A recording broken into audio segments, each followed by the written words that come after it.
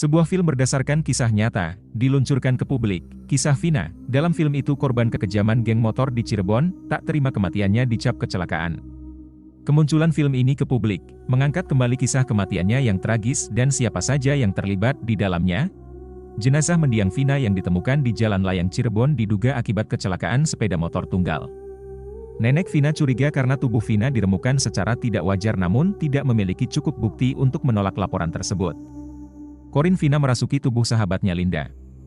Lantas, apa sebenarnya yang terjadi pada Vina? Siapakah mereka para penjahat yang tega melakukan hal-hal busuk tersebut kepada Vina? Adakah percobaan penghilangan tersangka pada kasus ini? This is the true story of it.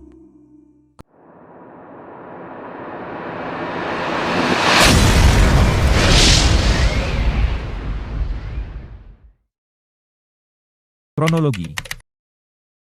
8 tahun setelah kasus kematian Vina Dewi 16 tahun, perempuan asal kampung Samadikun, Kecamatan Kejaksan, Kota Cirebon, Jawa Barat. Kasus ini diwarnai teka-teki sejak peristiwa terjadi pada 27 Agustus 2016. Dikutip Kompas.com, Vina dibunuh oleh 11 orang yang disebut-sebut merupakan anggota geng motor di Jalan Raya Talun, Kecamatan Talun, Kabupaten Cirebon, Jawa Barat. Vina ditemukan di lokasi tidak jauh dari mayat kekasihnya, Eki yang juga menjadi korban kebrutalan geng motor. Ketika itu, Eki masih berusia yang sama dengan Vina yakni 16 tahun. Vina dan Eki sebelum tewas dibunuh secara sadis sempat berkeliling bersama rekan klub motor ke sekitar kota Cirebon. Ketika melintasi di sekitar kawasan SMP Negeri 11 kota Cirebon, Vina dan Eki serta klub motornya itu dilempari batu oleh kelompok geng motor lain. Vina, Eki dan teman-temannya itu tancap gas untuk melarikan diri.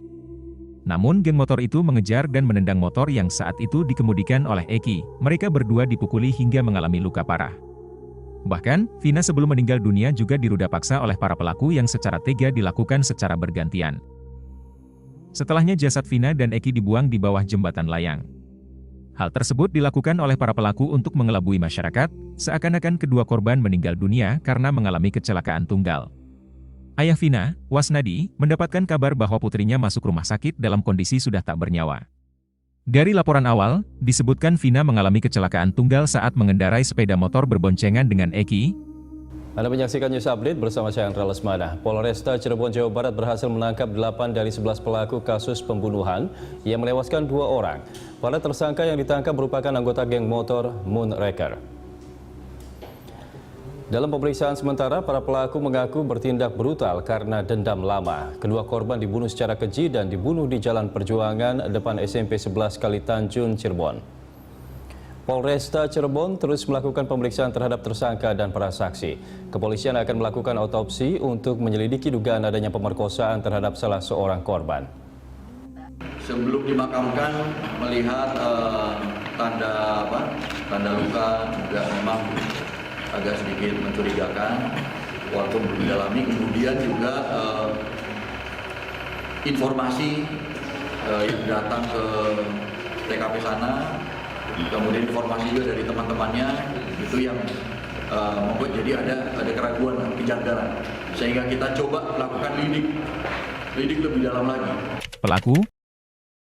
Berita acara pemeriksaan, BAP, terhadap 8 dari 11 pelaku yang ditangkap yakni R, HS, J, S, SP, SK, SD, dan RW dianggap penuh kejanggalan.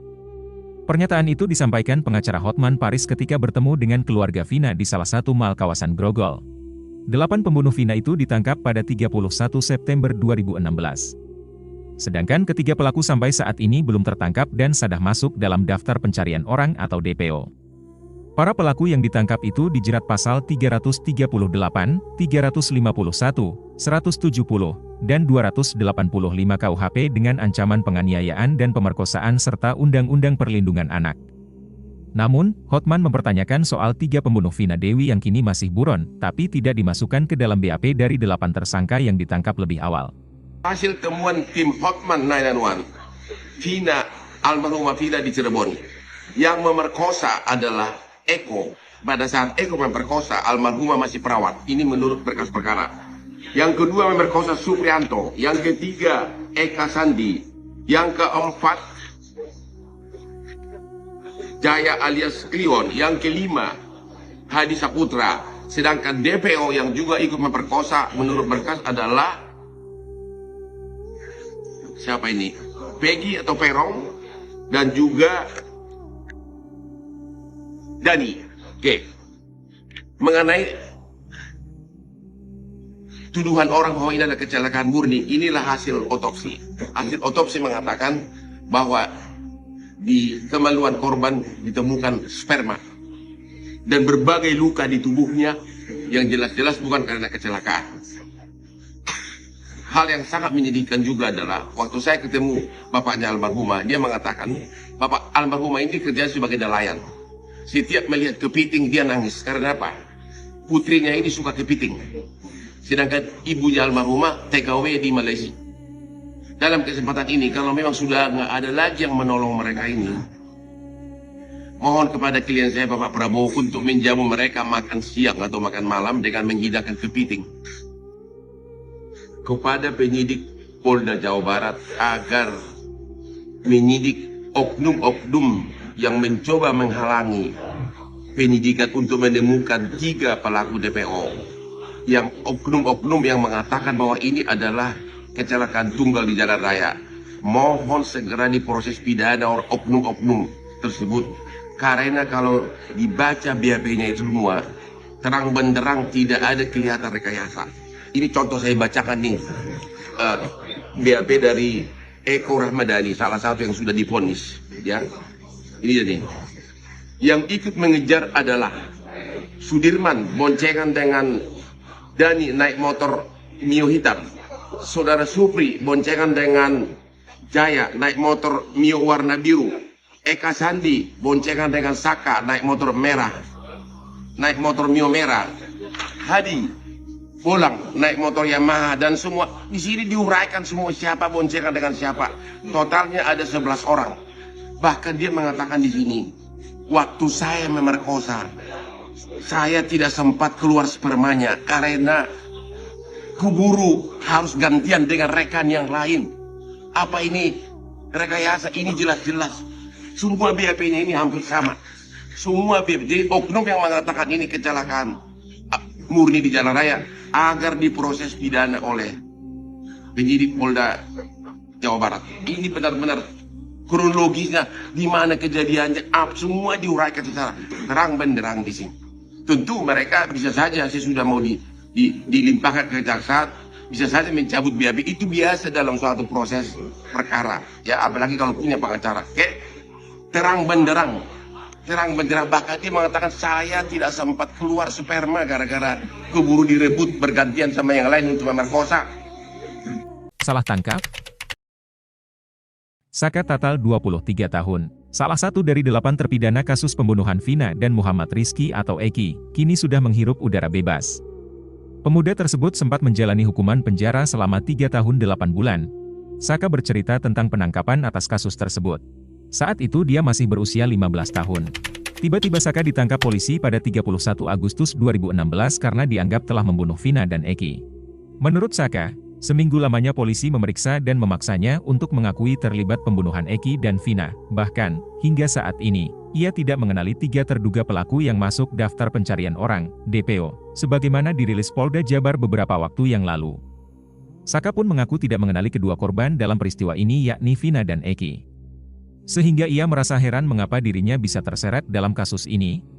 Diketahui saat persidangan, Saka Tatal dijatuhi hukuman 8 tahun kurungan penjara oleh Pengadilan Negeri Kota Cirebon di saat usianya baru menginjak 15 tahun, namun karena mendapatkan remisi potongan masa tahanan, akhirnya pada bulan April 2020 ia dinyatakan bebas bersyarat usai menjalani hukuman penjara selama 3 tahun 8 bulan. Sampai dengan saat ini, Saka diharuskan wajib lapor sebulan sekali ke kantor Balai Pemasyarakatan, Bapas, kelas 1 Cirebon usai bebas bersyarat sejak 2020 yang lalu. Sementara itu, Titin selaku kuasa hukum yang saat itu mendampingi Saka Tatal menjelaskan, kasus ini dinilainya terlalu dipaksakan. Pasalnya Saka Tatal merupakan korban asal tangkap yang dilakukan oleh pihak kepolisian, sebab itu, Titin meminta kepada pihak kepolisian untuk segera melakukan pengungkapan sesuai fakta. Langsung dibawa. Nyampe di Polresta, saya langsung dipukulin, suruh mengakui apa yang bukan saya lakukan. Saya dipukulin, dijejekin, disiksa segala macam sampai disetrum. Terus akhirnya Mas Saka ngaku. Siapa yang nyetrumnya, yang mukulinnya siapa? Yang mukulin, yang nyetrum itu anggota polisi semua. Tapi kita nggak tahu namanya. Namanya saya nggak tahu. Terus akhirnya ngaku, Mas Aka? Akhirnya aku juga. Kenapa ngaku? Apa nggak kuat? Apa gimana? Apa gimana? Akhirnya aku juga itu karena terpaksa. Karena terpaksa udah nggak kuat gitu. Udah nggak kuat pukulin. lagi. Terus Mas Aka kan, sekarang kan dengar ada 3 orang yang DPO. Kenal nggak sih Mas Aka tuh? Dari ketiga tersebut saya tidak mengenali semuanya. Terus dijelaskan lagi katanya Mas Aka dan 7 orang itu anggota geng motor. Apa benar itu? Enggak, semua itu tidak benar. Pelaku DPO.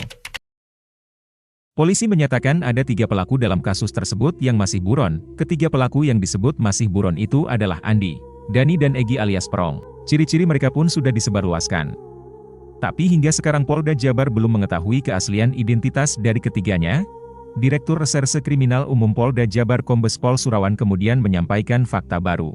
Ternyata, saat kasus ini masih diselidiki Polres Cirebon Kota, ada kejanggalan yang selama ini tak pernah diungkapkan. Menurut Surawan, saat berkas perkara tersebut dilimpahkan dari Polres Cirebon Kota ke Polda Jabar, 8 pelaku pembunuhan Vina malah mencabut keterangan dalam berkas acara pemeriksaan. Padahal menurutnya, saat masih diperiksa di Cirebon, mereka kooperatif dan menjelaskan mengenai keterlibatan Pegi CS. Surawan belum memberikan penjelasan kenapa ke-8 pelaku pembunuhan Vina mencabut keterangan.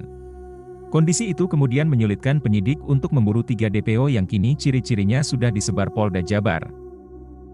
Ayah Eki buka suara.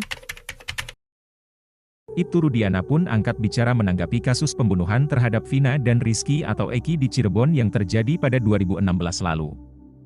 Ibtu Rudiana yang kini menjabat sebagai Kapolsek Kapetakan Resor Cirebon Kota itu merupakan ayah kandung dari Eki. Menanggapi kasus yang kini kembali menjadi sorotan, Ibtu Rudiana menyatakan telah berusaha keras untuk memburu para pelaku pembunuhan yang hingga kini masih buron.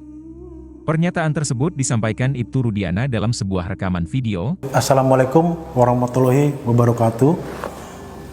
Pada kesempatan ini, saya mengharapkan kepada seluruh warga negara Indonesia, saya adalah orang tua kandung dari almarhum Muhammad Rizky Rudiana atau Eki. Saya mohon kepada seluruh warga negara Indonesia agar jangan membuat kami lebih sakit. Eki adalah anak kandung kami yang mana menjadi korban daripada kelompok-kelompok yang kejam. Saya tidak diam. Saya terus berupaya dan bekerja sama dengan reskrim. Terbukti beberapa kita kami amankan dan sisanya sedang kami perjuangkan untuk dilakukan pengungkapan. Sekali lagi saya mohon doa, mudah-mudahan orang-orang yang telah mengambil nyawa anak saya bisa segera terungkap. Dan sekali lagi saya mohon kepada seluruh warga negara Indonesia agar jangan berasumsi atau memberikan statement-statement yang akan mungkin lebih membuat kami sakit. Kami cukup yang mengalami selama 8 tahun saya berupaya untuk sabar, dan saya mohon agar seluruh Indonesia bisa mendoakan anak saya supaya tenang, dan juga bisa mendoakan supaya pelakunya bisa segera terungkap. Nah, bagaimana menurut kalian? Jika ada info atau fakta yang kelewatan, kalian bisa sertakan di kolom komentar. Demikianlah video kali ini, semoga bisa bermanfaat. Insya Allah kita jumpa lagi di video berikutnya.